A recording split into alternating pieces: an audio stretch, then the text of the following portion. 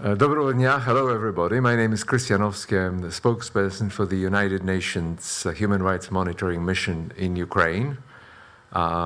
First of all, let me thank Ukraine Crisis Media Center for hosting us today, and now introduce my colleague to my left, the head of mission of the United Nations Human Rights Monitoring Mission in Ukraine, Danielle. Mrs. Bell will make some opening remarks, and then she will take questions from the audience here and online. And please identify yourself before you ask questions. Thank you very much. Thank you, Chris, and good afternoon. On behalf of the UN Human Rights Monitoring Mission in Ukraine, I would like to welcome those present here and those joining us online. Today, we are launching a report that focuses on the human rights situation in Ukrainian territory, occupied by the Russian Federation since the 24th of February, 2022. The report covers Donetsk, Luhansk, Kharkiv, Kherson, Mykolaiv, and Zaporizhzhia region, and the post-occupation conditions in areas regained by Ukraine. The report is based on over 2,300 interviews with individuals who have lived in occupied or retaken territory, as well as field visits to retaken villages, trial monitoring, and documentary and digital information.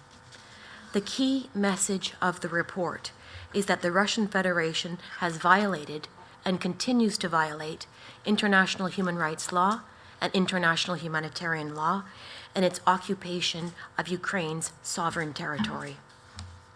These violations have profound and long-term consequences for Ukraine and its population.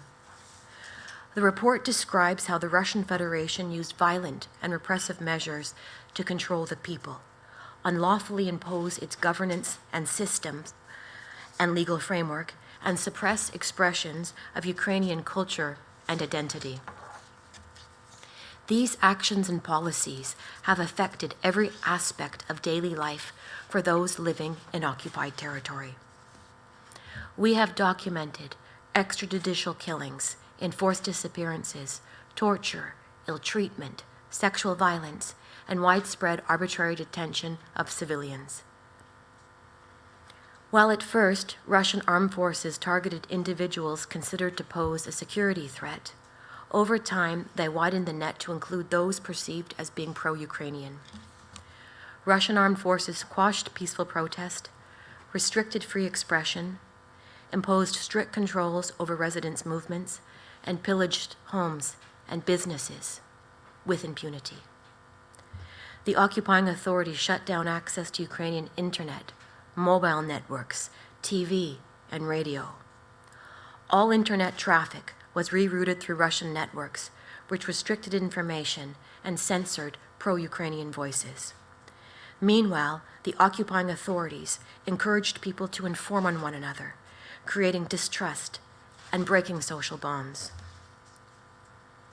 The cumulative effect of these actions was a stifling climate of fear, which was used to solidify control over the residents, suppress dissent and opposition, and induce compliance.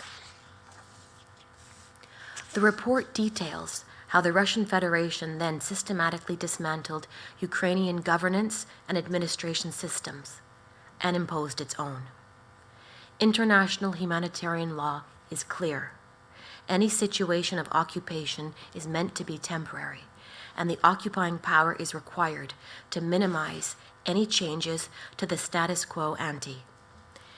It imposed Russian courts and law enforcement, applied Russian laws, and appointed Russian judges from the Russian Federation, resulting in complete Russian judicial control over occupied territory.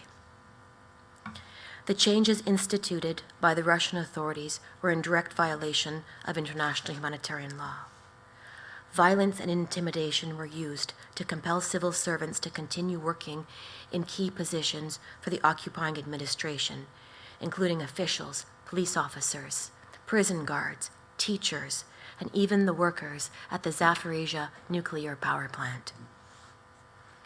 During our interviews, residents explained that Russian citizenship increasingly became a condition to access vital health and humanitarian services, social security, and employment in public services.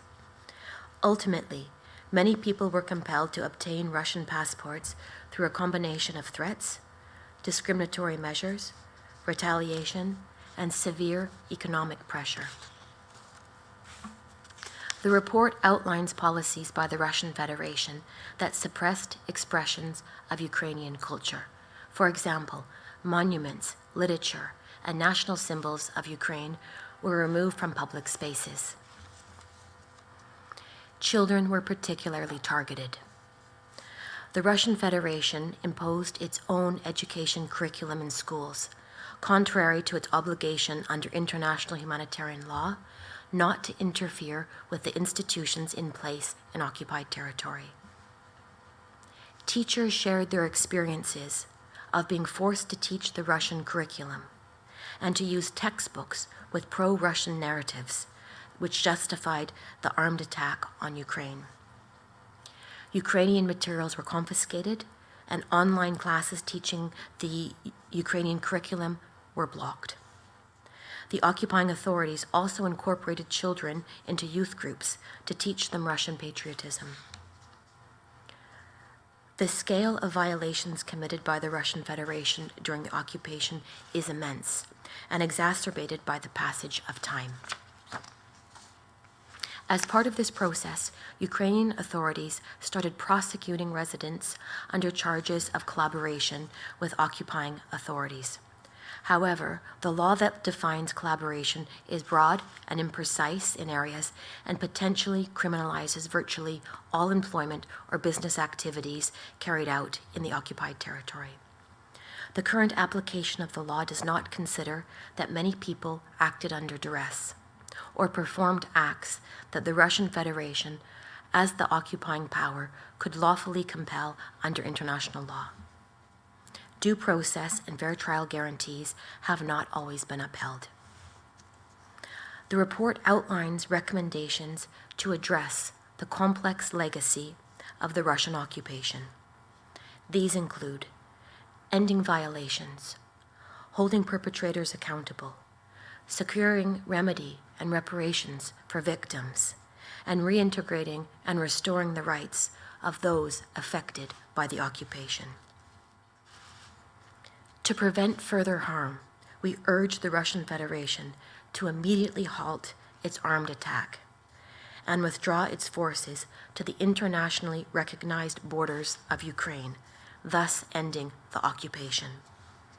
In the interim, the Russian Federation must uphold human rights in occupied territory and ensure access to justice, remedy, and reparation for violations.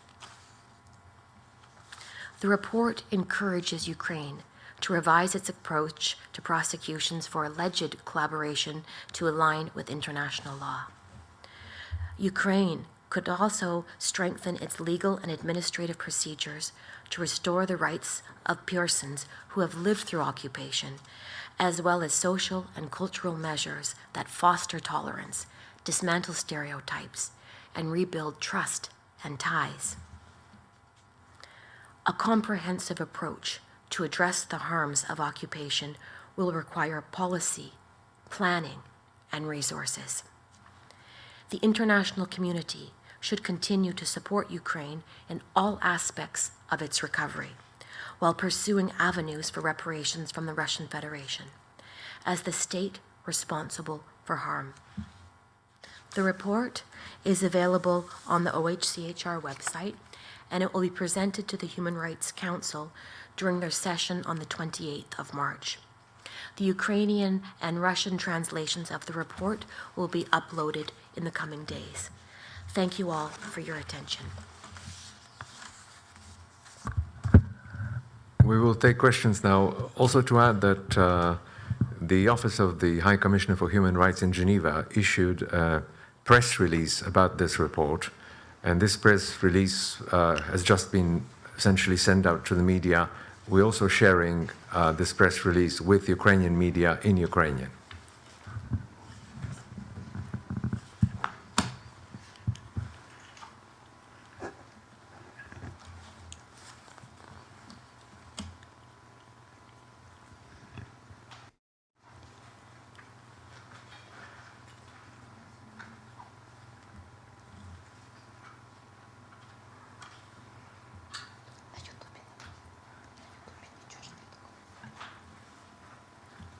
And we can always take questions later if they arise. If there's no questions, we can always respond to any questions later. Yes, of course. I mean, yeah, if there are no questions online at the moment, our contact details are on the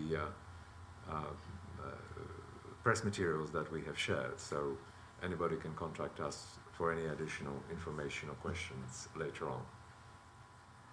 Perhaps we will just, stand by for another minute or so in case there are questions online, and then we'll close the press conference.